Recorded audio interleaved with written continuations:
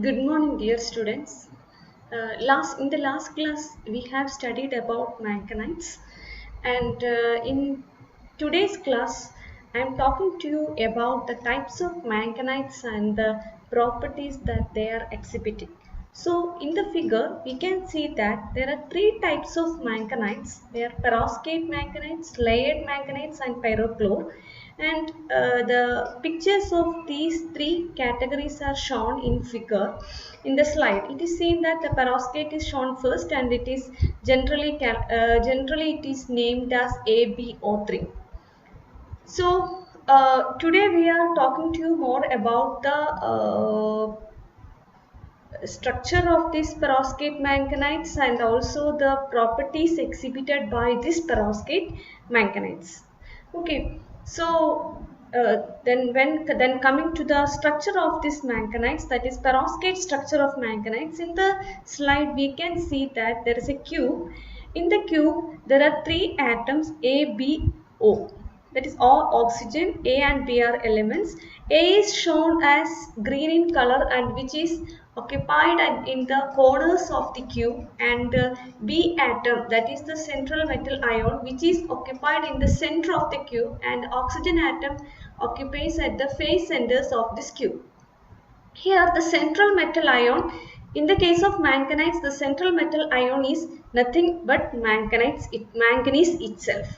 And the A atom E means, which is the rare earth element, which is A sites are occupied by the rare earth elements like lanthanum, praseodymium, yttrium, dysprosium, etc. So, what are the properties exhibited by this perovskite type of manganites? That is, let's see.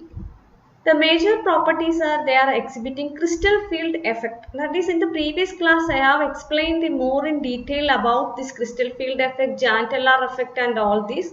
So, in the case of this manganites, the octahedral ligands are octahedrally arranged around the central metal ion, and thus the ligands are sited along the Cartesian axis. Therefore, the ligands that is that is sited on the Cartesian axis is its effect is on the valence orbitals of the metal ion, and this is the how the crystal field splitting is occurring in manganites. And next thing is, the next property is the Jahn-Teller effect, that is the distortion of the nonlinear molecules. There cannot be an equal occupation of orbitals with identical energy. Okay, so all this crystal field effect and Jahn-Teller effect are explained in the previous classes, and so I am not going to coming into the in detail about all this. And the major property of these perovskite manganites is its magnetism. That is, it exhibits both superexchange magnetism and a double exchange mechanism.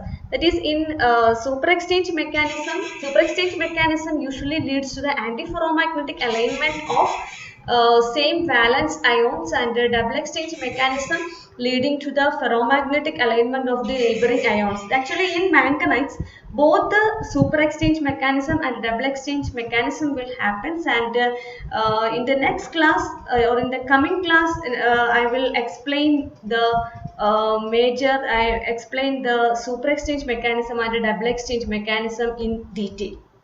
So, thank you.